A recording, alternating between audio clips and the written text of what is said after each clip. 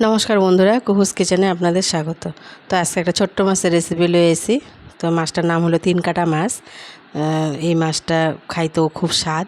তো আমি ধুয়ে টুয়ে সুন্দর করে পরিষ্কার করে লইছি।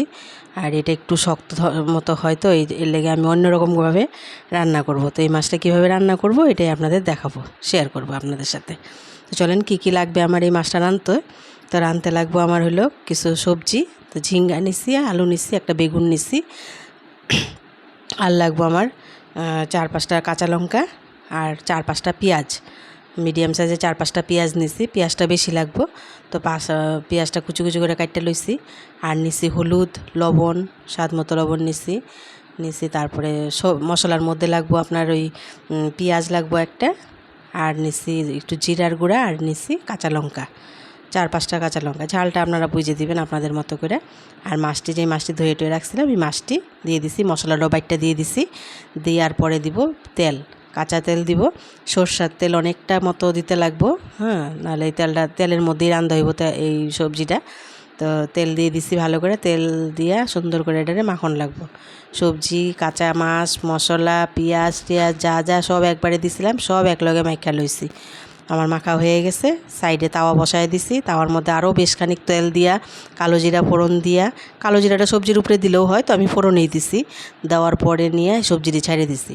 তো সবজিটি ঢাকিয়া সুন্দর করে 1-2 মিনিট পরে আমি আবার এটা হালকা হাতে উল্টাই দিছি। এটা তো বেশি ঘাটাঘাটি করা যাবে না, ঘাটাঘাটি করলে যাবো ঘন্ট হয়ে, তার লেগে আস্তে আস্তে এটা উল্টান লাগবো। তা ধনিয়া পাতাও কটা ছড়াই দিছি। বিলাতি ধনিয়া পাতা আসিন আমার গার্ডেনে, তো আইনা নিয়ে ছড়াই দিছি। আপনাদের আশেপাশে যদি থাকে বা হাতের কাছে থাকলে দিবেন, দেখবেন খুব স্বাদ হবে তরকারিটা ধনিয়া দিয়ে করলে। ধনিয়া দিলে তো তরকারি এমনিই স্বাদ হয়।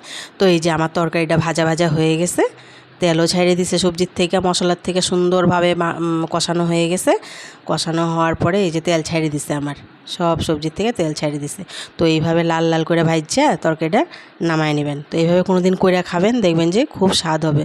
অনেক রকম করেই খাওয়া যায়, তো যে এইভাবে একদিন করে ট্রাই করে দেখেন, আমার মনে হয় খুব ভালো খাবেন। এক থাল ভাত আরামসে এই তরকারি দিয়ে খাওয়ান যাব।